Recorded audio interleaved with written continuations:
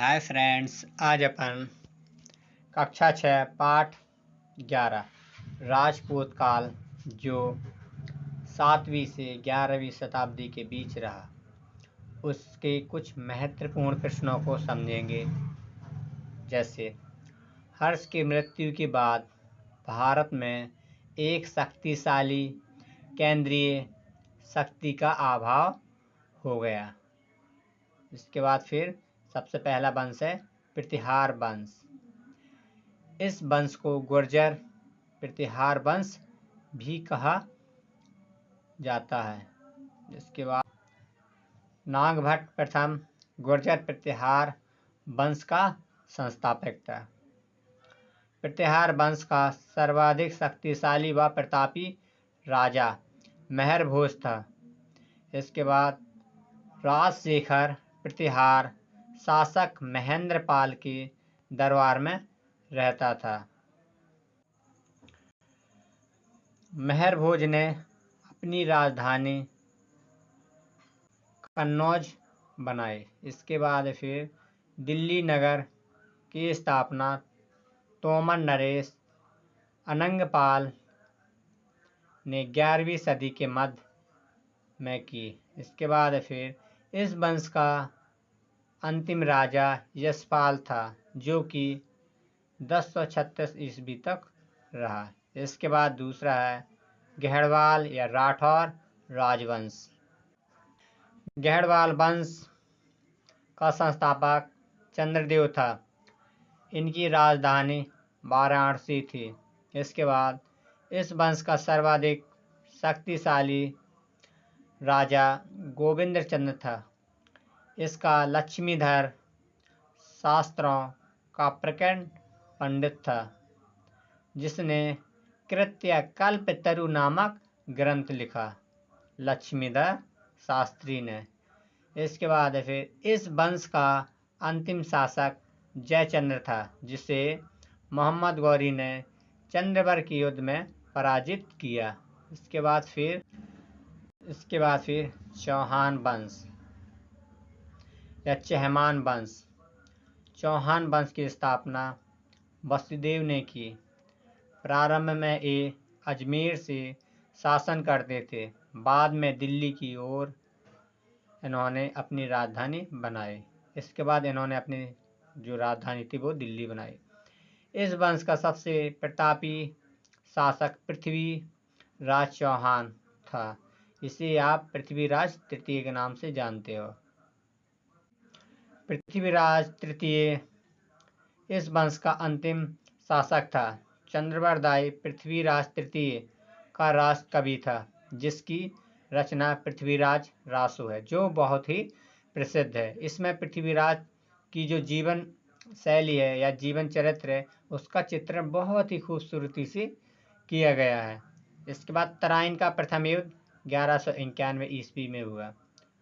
पृथ्वीराज तृतीय की विजय और मोहम्मद गौरी की हार हुई इसमें, और मोहम्मद गौरी बुरी तरह घायल होकर मैदान छोड़कर भाग गया। इसके बाद तराइन का द्वितीय युद्ध 1192 में हुआ, जिसमें मोहम्मद गौरी की विजय एवं पृथ्वीराज चौहान की हार हुई थी। इसके बाद जो अगला वंश है उसका नाम है चंदेल वंश, जिसे बुंदेलखंड का वंश कहते हैं। इसमें प्रतिहार साम्राज्य के पतन के बाद बुंदेलखंड की भूमि पर चंदेल वंश का स्वतंत्र राजनीतिक इतिहास प्रारंभ हुआ। बुंदेलखंड का प्राचीन नाम जेजाक भुक्ति है। इसके बाद इसकी राजधानी खजुराहो थी। प्रारंभ में राजधानी इसकी कलिंज या महोबा थी।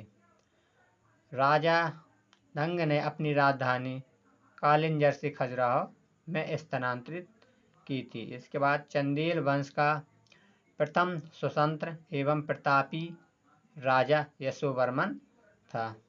धंग वंश ने जिननाथ, विश्वनाथ एवं वैद्यनाथ मंदिर का निर्माण कराया।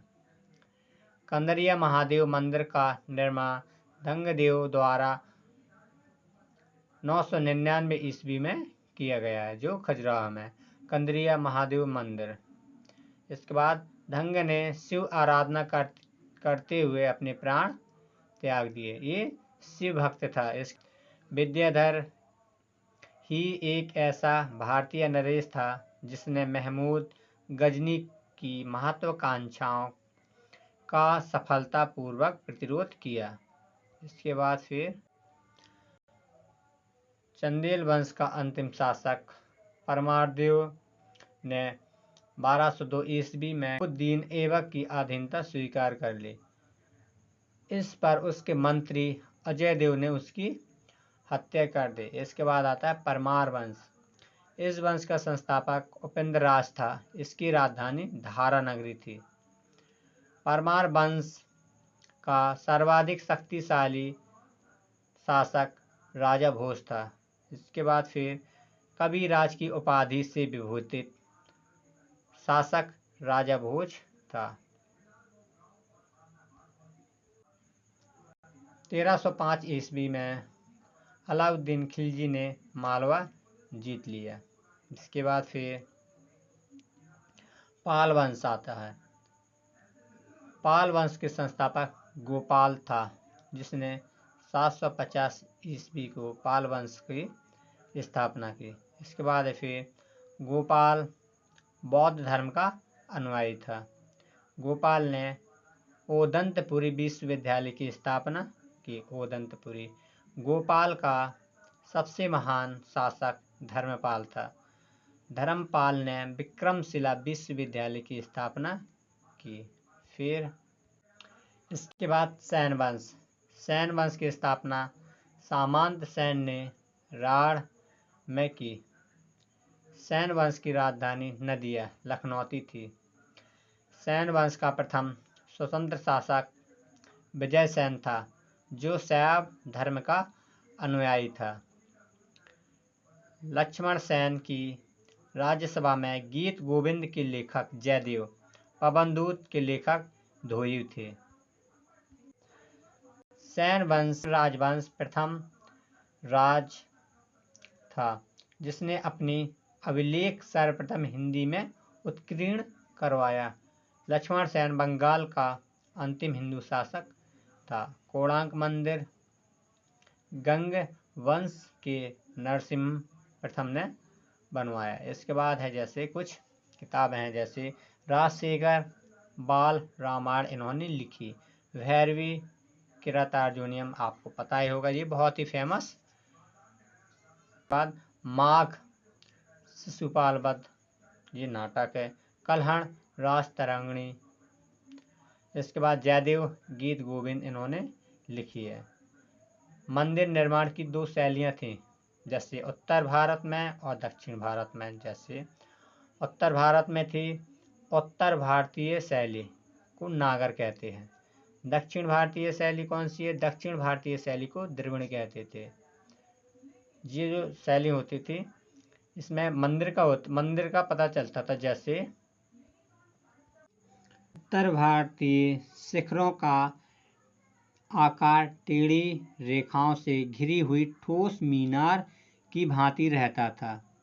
मध्य में खुला हुआ तथा ऊपर एक बिंदु पर आकर समाप्त हो जाता था।